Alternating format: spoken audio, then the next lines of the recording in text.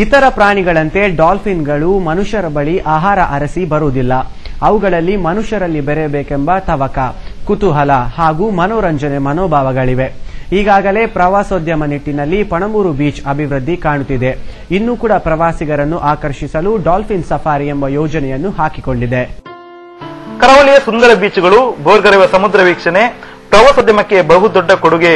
ಇದಕ್ಕೆ ಇನ್ನೊಂದಿಷ್ಟು ಒಪ್ಪ ನೀಡುವಂತೆ ಸಮುದ್ರಯಾನ ಮಾಡುತ್ತಾ ಡಾಲ್ಫಿನ್ ಸಮುದ್ರದಲ್ಲಿ ದೂರಲಾಗಿದಂತೆ ಕೆಲವೊಮ್ಮೆ ಈ ಅಪರೂಪದ ಅತಿಥಿಗಳು ನಮ್ಮ ಪಣಂಬೂರು ಕಡಲಿನಲ್ಲಿ ಕಾಣಸಿಗುತ್ತಾರೆ. ಈಗಾಗಲೇ ಪ್ರವಾಸೋದ್ಯಮದ ಅಭಿವೃದ್ಧಿ ನಿಟ್ಟಿನಲ್ಲಿ ಸಾಕಷ್ಟು ಅಭಿವೃದ್ಧಿ ಕಾಣುತ್ತಿರುವ ಪಣಂಬೂರು ಬೀಚ್ ಮುಕ್ಕುಟಕ್ಕೆ ಈ ಡಾಲ್ಫಿನ್ ಸಫಾರಿ ಕೂಡ ಪ್ರವಾಸಿಗರನ್ನು ಆಕರ್ಷಿಸುತ್ತಿವೆ.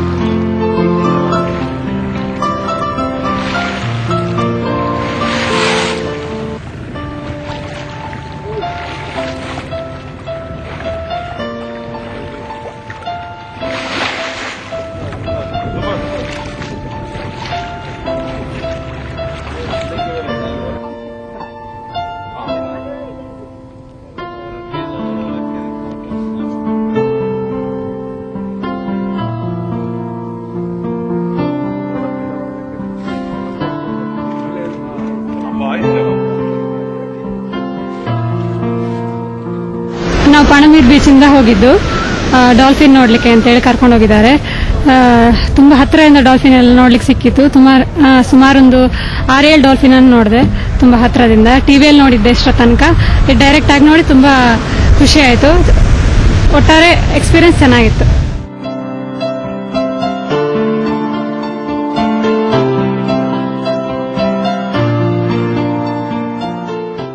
ಸಾಗರದ ಮಧ್ಯದಲ್ಲಿ ಮನುಷ್ಯನ ಸಂಘವನ್ನು ಅರಸಿ ಬರುವ ಒಂದೇ ಒಂದು ಪ್ರಾಣಿ ಎಂದರೆ ಡಾಲ್ಫಿನ್ ಮಾತ್ರ. ಇನ್ನು ಈ ಅಪರೂಪದ ಅತಿಥಿಗಳು ನಮ್ಮ ಪಣಂಬೂರು ಕಡಲಿನಲ್ಲಿ ಕಾಣಸಿಗುತ್ತಾರೆ ಎಂದರೆ ಯಾರಿಗೆ ತಾನೇ ನೋಡಲು ಇಷ್ಟವಿಲ್ಲ ಹೇಳಿ. ಹಾಗಾದರೆ ಖಂಡಿತ ಡಾಲ್ಫಿನ್ ಸಫಾರಿಗಾಗಿ ಪಣಂಬೂರು ಬೀಚ್ಗೆ ಭೇಟಿ ನೀಡಿ ಎಂದು ಹೇಳುತ್ತಾ ವಿಶೇಷ ಕಾರ್ಯಕ್ರಮ ಮುಗಿಸ್ತಾ ಇದ್ದೇನೆ. ನಿರಂತರ ಸುದ್ದಿಗಾಗಿ ನೋಡ್ತಾ ಇರಿ V4 News 24/7.